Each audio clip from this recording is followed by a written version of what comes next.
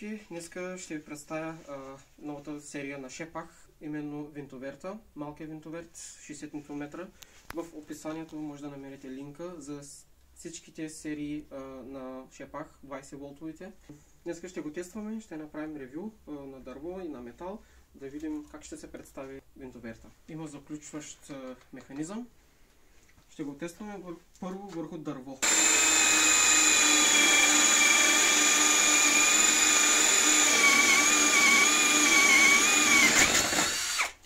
Ще видим с по-малък свредел, пак за дърво. Това е десятка.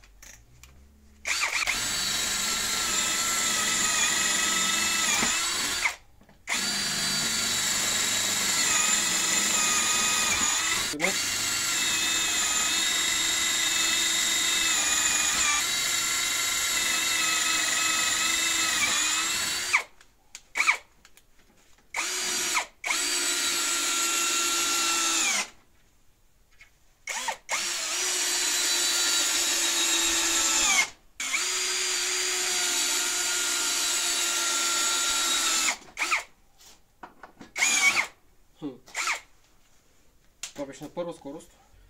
Така, до сега видяхме как се справя с дърво. Нека да видим как ще се справи с желязото. Имаме много дебел детайл и ще видим как ще се справи с такъв дебел детайл. Доста дебел метал.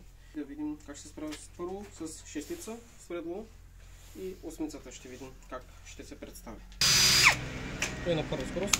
Ето го на втора.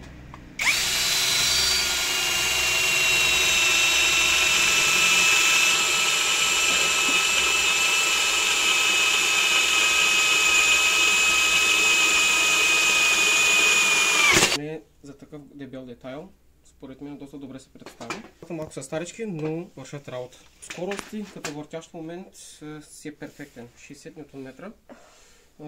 Доста съм впечатлен, нали, от самия модел, бих казал. Сега ще видим също как ще се справи с осмицата.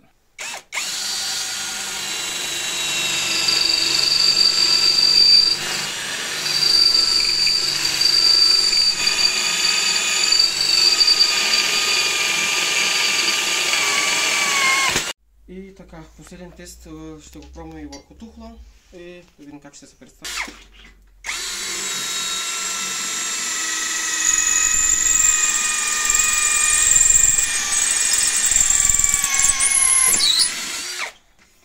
Без проблем върху тухла. Заключение за днешния модел винтоверта на Шепах 60 Нм. Този е безударния вариант. В описанието ще намерите линка към всичките 20 волтовите серии на Шепах. Има и други модели. Този е най-малкият и най-ефикасният модел, т.е. най-ефтиния. Направихме тест върху дърво, метал и видяхме как се представя самата машинка. Самият винтоверт е доста компактен. Не е тежък, въпреки че имаме 4 амперовата батерия. Доста приляга на ръката и е удобен за работа. Отдолу ще намерите линк към продукти, включвайки и този модел на винтоверт. Има и по-големи, има и ударни винтоверти. Този е безударния и може да си поръчате. Аз лично много съм доволен и доста съм впечатлен от самата марка, въпреки че са нови в пазара.